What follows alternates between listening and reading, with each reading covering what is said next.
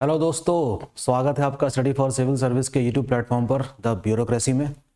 ये खबर पढ़िए, UPPSC PCS prelims postponed. UPPCS का प्रीलिम्स परीक्षा हो गई स्थगित। ठीक है, अभी कुछ समय पहले आयोग ने नोटिफिकेशन जारी कर दिया है कि अब ये एग्ज़ाम कब होगा, जुलाई में, जिसकी डेट आगे आने वाले समय में आयोग के द्वारा बता दी जाएगी आपको। फिर अब जो लोग बहुत अच्छी तरीके से तैयारी कर रहे थे, जो बिल्कुल पूरे रिदम में बने हुए थे, जो लगभग हो सकता था कि इस बार एग्ज़ाम पास कर ही लेते, तो कम से कम उनका रिदम तो टूट ही गया ना। इसके लिए जिम्मेदार कौन है? सरकार, आयोग, किसको जिम्मेदार माने हम? दरअसल राज्य लोक सेवा आयोग की सबसे बड़ी दिक्कत ही यही है। ठीक, सबसे बड़ी दिक्कत ये रही है। पिछला एग्ज़ाम तो उन्होंने बहुत ही रिकॉर्ड टाइम पे पूरा करवा लिया, ठीक, और आरओ एआरओ वाला एग्ज़ाम भी लीक हुआ। उसके बाद उसकी एग्ज़ाम की डेट भी अभी तक नहीं आई है, जो आ जाएगी फ़िलहाल।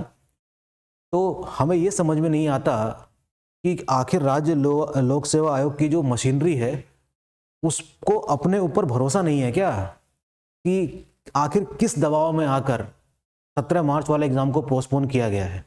डर के कारण? क्या उनको ऐसा लगने लग गया था कि कहीं ये पेपर भी लीक ना हो जाए? क्या ये व्यवस्थाएं हैं इस सरकार में भी? पिछली सरकारों में भी हमने देखा था, इससे पहले जो योगी जी से पहले जो सरकारें थी, उस समय भी आयोग का बहुत बुरा हाल था। कि मैं 2016-17 की बात कर रहा हूँ, ठीक है, उस समय भी छात्रों को बहुत परेशान किया गया था। तो ये आयोग बहुत कम स्टूडेंट्स फ्रेंडली रहा है। ठीक है, स्टूडेंट फ्रेंडली नहीं रहा है कभी भी ये वाला आयोग।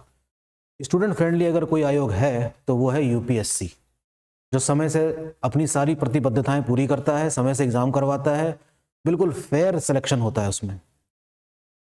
हमें समझ में नहीं आती बात, ये यूपी जैसे बड़े राज्य में इतनी पुरानी व्यवस्था जो स्थापित है, उसमें कोई सेंध लगा जाता है हर बार, और जो होनहार बच्चे हैं, जो अच्छी तरीके से तैयारी कर रहे हैं, वो बस सर पकड़ के बैठ जाते हैं अपना। खैर, फिलहाल कल शिवरात्रि है, खुशियाँ मनाइए कि एग्ज़ाम पोस्टपोन हो गया है। कम से कम उनके लिए तो खुशखबरी ये है ही, जिनकी तैयारी मुकम्मल नहीं थी, अब उनको पर्याप्त समय मिल गया है। ठीक, तो अब क्या करना चाहिए? तो आगे की राह क्या होनी चाहिए? आगे की राह ये होनी चाहिए कि आप रिवीजन थोड़ा डिटेल में करें। एग्ज़ाम होना ही है, कभी ना कभी तो होगा ही। इस बार जुलाई में हो रहा है, तो ये मान के चलिए कि लगभग आपके पास 4 महीने का समय है, और इसमें जम के पढ़िए, डिटेल में पढ़िए, अधिक से अधिक एमसीक्यू सॉल्व कीजिए, और मैं तो कहता हूँ कि कुछ राइटिंग प्रैक्टिस भी करते रहिए। ठीक है, इस दौरान आप राइटिंग प्रैक्टिस भी कर सकते हैं। ठीक है, मेंस के लिए राइटिंग प्रैक्टिस भी आप 1-2 घंटे दे सकते हैं चाहे तो। ठीक है, अच्छा, दूसरी बात, 2 प्रकार के स्टूडेंट हैं। एक जिनका पीसीएस वाला एग्ज़ाम होगा ये जुलाई में, और एक जो लोग आईएएस भी दे रहे होंगे मई में। तो 2 प्रकार के स्टूडेंट हो गए। अच्छा, दूसरे कैसे स्टूडेंट होंगे? जो सिर्फ आईएएस दे रहे होंगे, इनके बारे में फिलहाल अभी हम बात नहीं कर रहे हैं। दूसरी कैटेगरी ये हो गई। तीसरी कैटेगरी भी है एक, कि जिनकी उम्र आईएएस में ओवर एज हो चुके हैं, अब उनके पास सिर्फ पीसीएस बचा है। तो तीसरी कैटेगरी ये हो गई, जो 32 साल के आसपास होंगे। जो एक कैटेगरी वो भी होगी जो 40 साल के आसपास हैं, यानी कि 39 ईयर में है, और उनका आखिरी अटैम्प्ट है पीसीएस का, कुछ वो लोग भी होंगे। तो सबसे बड़ी खुशखबरी तो उनके लिए है जिनका ये लास्ट अटैम्प्ट है, उनको फिर से और टाइम मिल गया। 4 महीने उनके पास पर्याप्त मिल गए हैं। वो क्या कर सकते हैं? फिर से अपने आप को रीजनरेट कर सकते हैं।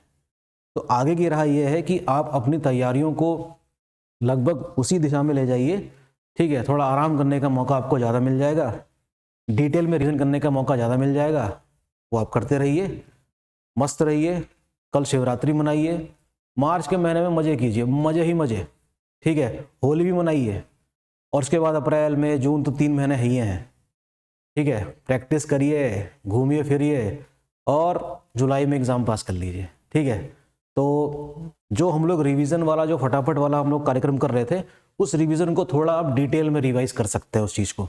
ठीक है, तो हमारे इस चैनल से जो चीज़ें आप तक पहुंचाई जा रही थी वो बदस्तूर जारी रहेंगी, और कल से ही हम उस पर काम करते हैं, और टॉपिक वाइज हम डिस्कस कर सकते हैं, ज्योग्राफी में, हिस्ट्री में, पॉलिटी में, रैंडमली कोई सी भी टॉपिक उठा सकते हैं और उस पर कुछ समय तक डिटेल में चर्चा करेंगे। ठीक है, तो बने रहिए स्टडी फॉर सिविल सर्विस के साथ। और सभी को बधाइयाँ उन लोगों को जो पोस्टपोन इस एग्ज़ाम को करना चाहते थे। ठीक है, थैंक यू।